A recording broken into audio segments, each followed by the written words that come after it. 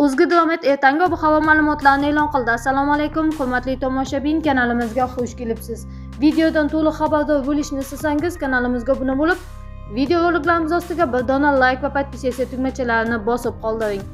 Unga ko'ra Toshkent shahri havo biroz bulutli bo'ladi, vaqti bilan o'zgaruvchan bo'ladi.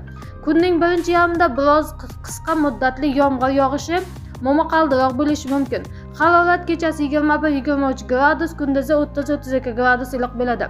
Qoraqalpog'iston Respublikasi Xorazm viloyatida havo biroz bulutli bo'ladi. Ba'zi joylarda o'zgaruvchan bo'ladi, yog'ingarchilik kutilmaydi. Harorat kechasi 13-18 gradus, kunduzi 27-32 gradus iliq bo'ladi. Buxoro va Navoiy viloyatlarida havo biroz bulutli bo'ladi, ba'zi joylarda o'zgaruvchan bo'ladi. Kechasi va ertalab ayrim joylarga qisqa muddatli yomg'ir yog'ishi momaqaldiroq bo'lishi mumkin. Kunduzi yog'ingarchilik kutilmaydi. Harorat kechasi 19-24 gradus, kunduzi 28-33 gradus iliq bo'ladi. Toshkent, Sirdaryo, Jizzax, Samarqand viloyatlarida havo biroz bulutli bo'ladi, o'zgaruvchan bo'ladi. Ba'zi joylarda qisqa muddatli yomg'ir yog'ishi momaqaldiroq bo'lishi mumkin.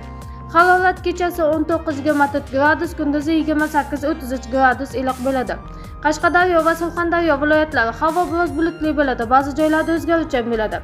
Yog'ingarchilik kutilmaydi. Harorat kechasi 21-26 gradus, kunduzi 33-38 gradus iliq bo'ladi. Andijon, Namangan, Farg'ona viloyatlarida havo biroz bulutli bo'ladi, ba'zi joylarda o'zgaruvchan bo'ladi. Ba'zi joylarda qisqa muddatli yomg'ir yog'ishi momaqaldiroq bo'lishi mumkin.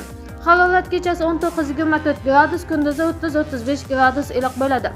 Respublikaning tog'li oldi va tog'oldi hududlarida havo biroz bulutli bo'ladi, ba'zi joylarda qisqa muddatli yomg'ir yog'ishi momaqaldiroq bo'lishi mumkin.